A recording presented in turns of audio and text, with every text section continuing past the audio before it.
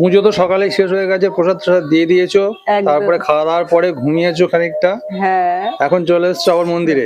হ্যাঁ মন্দিরে এসেছি, কারণ এই যে থালা বাসনগুলো যেগুলো এঁঠো হয়েছিল সেগুলোকে ভালো করে পরিষ্কার করে এই যে শুকনো করতে, মানে জল থাকলে তো এগুলো নষ্ট হয়ে যায়। দেখো না, এই যে পরিষ্কার করে রেখেছি, মানে জল নেই বলে ঠিক আছে, কিন্তু একটা থালায় দেখো এখানে ঘটে জল রেখে দিয়েছি, সেই ঘরটার কি অবস্থা, জল ছিল একদম চকচকে করে কিন্তু মেজেছিলাম, আর এই দেখো এটাও দাগ পড়ে গেছে। আমি সেই জন্য উল্টে রেখেছি, এই দেখো যে না না না একটুখানি মুছে নিলে সঙ্গে সঙ্গে তাহলে দাগটা পড়তো না, ওগুলো মোছা হয়নি সেই জন্য। তো আমরা তিনজন বসেছি আজকে এই সমস্ত কিছু গোছাবো বলে।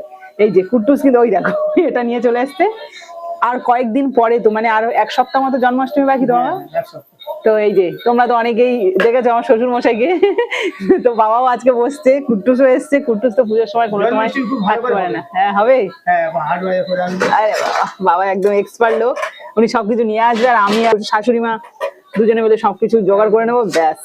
আর বাড়িতে লক্ষ্মী এসে মামা এসেছে, হ্যাঁ নিরামিষ খাওয়া দাওয়া হলো। দুপুরে তাড়াহুড়ো করে 12টার সময় আমাদের পুজো কমপ্লিট হয়েছে, তারপরে আর তাড়াহুড়োতে কি রান্না হতে পারে, তার উপরে আবার আমাদের নিরামিষ, আর এদিকে মামাদেরও অসৌচ, তাই ওই নিরামিষ কিছু ভাজা ডাল এই সমস্ত বানিয়ে খাওয়া দাওয়া হয়েছে।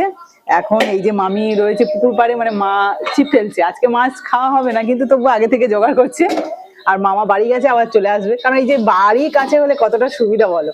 আমরা তুমি বলো, তোমার শালা এসছে, লুচি হোক আর ঘুগনি, কোনো ব্যাপার। কি কুটুস কেমন? ও লুচি, কুটুস লুচি খাবে?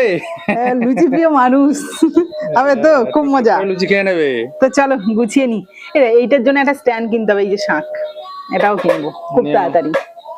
চলো গুছিয়ে মন্দিরের জন্য বলো। এক এক করে আসবে অবশ্যই, আমি এক এক করে আমার মন্দিরের জন্য সমস্ত কিছু রেডি করবো।